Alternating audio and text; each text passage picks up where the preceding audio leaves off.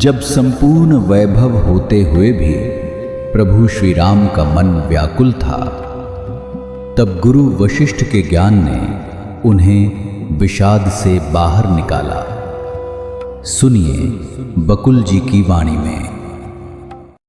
जय श्री राम। स्वागत है सभी का। तो आज देखते देखते इस ज्ञान वाणी का 6 महीने बीत गए हैं और ज्यादा गहरा होता जा रहा है इस ज्ञान। अभी कल तक हमने ये देखा था कि मन का अपना क्या क्या खेल है, वो क्या क्या खेल रचाता है। वही मन की बात आज आगे बढ़ेगी। आज 1 जुलाई है और आज देखते हैं क्या होता है। श्लोक है, चेतन चेतः शममाशुमीत्वा शुद्धेन घोरास्न मिवास्न युक्त्या चिराय साधो त्यज चंचलत्वम विमर्कटो वृक्ष इवाक्षत श्री। वशिष्ठ ने कहा, हे राम, यह मन वृक्ष के समान है जिसकी जड़ें शरीर रूपी दूषित क्षेत्र में जमी है। चिंताएं और दुश्चिंताएं इसके फूल है, रोग और बुढ़ापा इसके फल है, इच्छाएं और भोग इसके फूल है, आशाएं और लालसाएं इसकी शाखाएं है और विकार विकृतियां इसके पत्ते हैं। पर्वत के समान अटल दिखने वाले इस विषाक्त दादक वृक्ष को अनुसंधान रूपी प्रचंड कुल्हाड़े से काट डालो।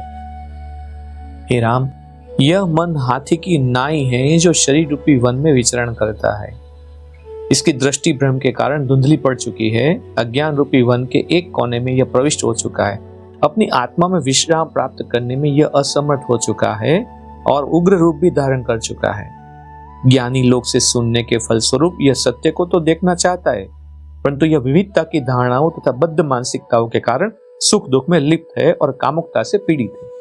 हे राम, तुम राजकुमारों में बाघ हो, अपने तीव्र बुद्धि से इसे चीर फाड़ डालो। हे राम, यह मन कौवे की भांति है जो शरीर रूपी घोंसले में रहता है।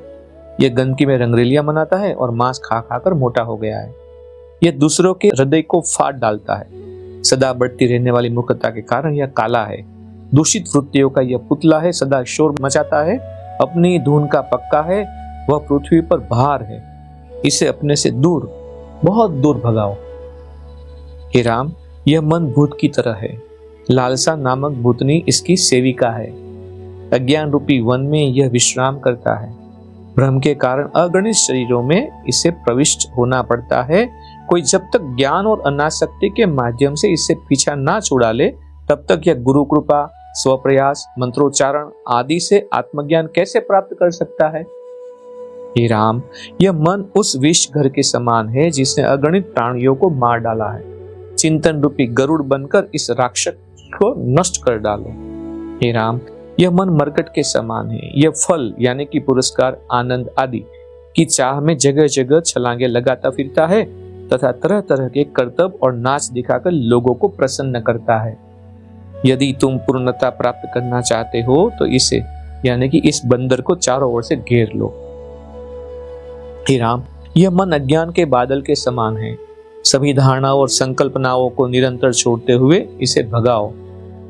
जिस प्रकार किसी भयावह शस्त्र का सामना किसी अधिक शक्तिशाली शस्त्र से करके उस पर विजय पा ली जाती है, उसी प्रकार मन को मन की सहायता से ही शांत किया जाता है और उस पर विजय पाई जाती है।